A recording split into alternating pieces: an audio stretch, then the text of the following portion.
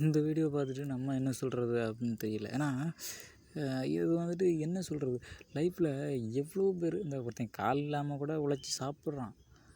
அவனுக்கான வேலையை செஞ்சு நம்ம வந்து சுயமாக உழைச்சி ஒரு வேலையை செஞ்சு அதில் சாப்பிடுவோம் அப்படின்ட்டு உழைக்கிறான்.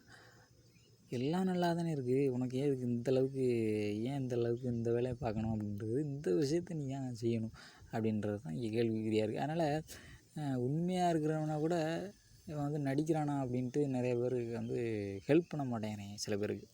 இந்த மாதிரி சில பேர் இருக்கிறதுனால அப்போ பாருங்கள் எப்படி இதெல்லாம் வந்து நிறைய பேருக்கு இதுக்கு வந்து இதுக்கு வந்து கமாண்டு வந்து நல்ல விதமாக கமெண்ட் பண்ணுறாங்க. அவருக்கு வேலை கிடைக்காதனால தான் இந்த விஷயத்த அவர் பண்ணுறாரு, இந்த மாதிரி அவர் பண்ணுறாரு, இதனால வந்து அவருக்கு வந்துட்டு காசு கிடைச்சா அதை வச்சு அவர் குடும்பத்தை ஓட்டிக்கிறாரு. அவன் இதுக்கிட்ட அந்த மாதிரிலாம் பண்ணணும். இதனால் உண்மையாக அந்த மாதிரி இருக்கிறவனுக்கெலாம் வந்துட்டு எந்த ஒரு பிரயோஜனமும் இல்லாமல் போயிடுது. மக்களிடையே வந்து அதனால் நம்பிக்கை ஏற்பட மாட்டேங்குது. அவனுக்கும் ஹெல்ப் பண்ண மாட்டேங்கிறாங்க. இந்த மாதிரி சில பேர் ஏமாத்துறதுனால உண்மையாக அந்த மாதிரி இருக்கிறவங்களுக்கு வந்துட்டு யாருக்குமே காசு போடுறதுக்கு என்ன மக்களுக்கிடையே வரமாட்டேங்குதுன்னா அது இவங்க இந்த மாதிரி வேஷங்கள் போட்டு இந்த மாதிரி ஏமாற்றி மக்கள்கிட்டேருந்து காசு வாங்கி இருக்கிறதுனால தான். அப்போ வந்துட்டு இவங்களுக்கு இதுக்கு அகைன்ஸ்டாக இவங்க வந்து வேலை கிடைக்காதனால நீ வேலையாக தேடி போகிற, சுயமாக உன்னால் ஒரு விஷயத்த பண்ண முடிஞ்சுன்னா நீனே லைஃப்பில் வந்து ஒரு செட்டில்மெண்ட்டை பண்ணிக்கலாமே அப்படின்றது எனக்கு தெரியல.